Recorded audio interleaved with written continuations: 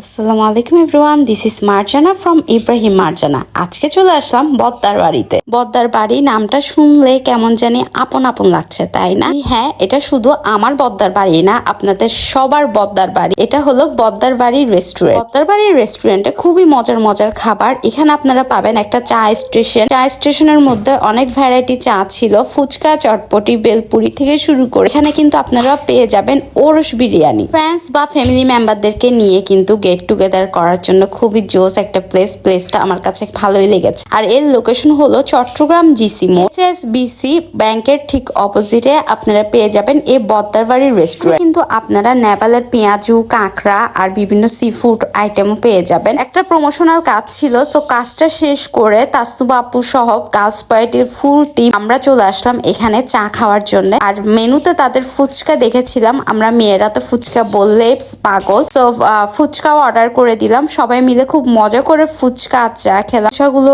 কিন্তু মজা ছিল। আর এদিকে ওয়াদি বেবির অবস্থা দেখেন, ও অনেক দুষ্টুমি করতে করতে টায়ার্ড হয়ে গিয়েছে। আর সুইং দেখলে ও তো সুইং এ ওঠার জন্য অস্থির। তো এখানে একটা সুইং ছিল, ওয়াদি বেবি সুইং এ এনজয় করছে আর আমরা সবাই চা এনজয় করছিলাম। আলহামদুলিল্লাহ চাটাও খুবই মজা ছিল। সো আপনারাও যারা এখনো বদ্দার বাড়িতে আসেননি, আপনারা চাইলে কিন্তু বদ্দার বাড়ির রেস্টুরেন্টে ভিজিট করে তাদের মজার মজার ইয়ামি ফুড গুলো ট্রাই করতে পারেন। ভালো লাগলে অবশ্যই একটা থামস আপ দিবেন। যারা এখন ইব্রাহিম মার্জানাকে ফলো করেনি, ইব্রাহিম মার্জানাকে ফলো করে আমাদের সাথেই থাকবেন। That's it for today.